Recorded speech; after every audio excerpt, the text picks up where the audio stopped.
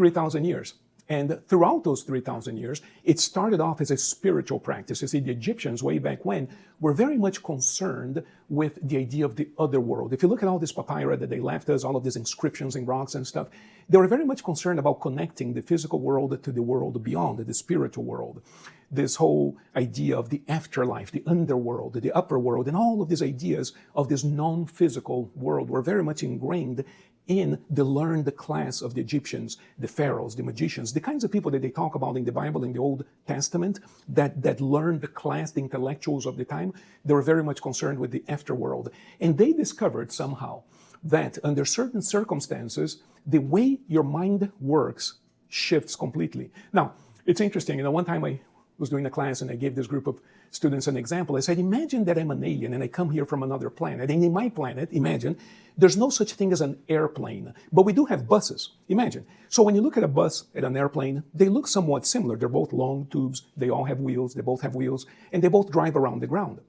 So if in my planet we have buses, but I arrive in this planet and here they have airplanes, I would sit in one of those airplanes and I would think, well, this is very similar to what I know. It's like a bus. It has wheels, it drives around, it's a tube, people sit in seats, very similar. This is a bus. You might ask, well, what are those things sticking out of the sides of this bus? I say, oh, it doesn't matter. We can probably clip them off if they don't do anything. Just like certain organs in the body are unnecessary, so we think. So the idea is, if we start driving the plane around, as you all know, you've all been on a plane, and under certain maneuvers, a certain kind of acceleration, a certain kind of maneuver, that airplane behaves as something much more than a bus. It actually flies. You all know this.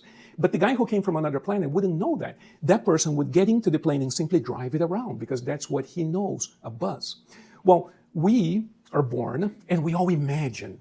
And as a kid, we dream and we see things and we have imaginary friends and we see things and we do things and we all know we're going to grow up and be successful until we start learning otherwise.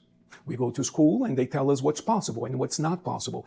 And therein begins the hypnosis of life. So when people talk to me about hypnosis not being real, I say, dude, just look at our lives. Of course it is real. We've all been hypnotized to decrease what we really are because we're all way more than we seem to be. But we've been hypnotized to believe that we're less. And it started very early in life.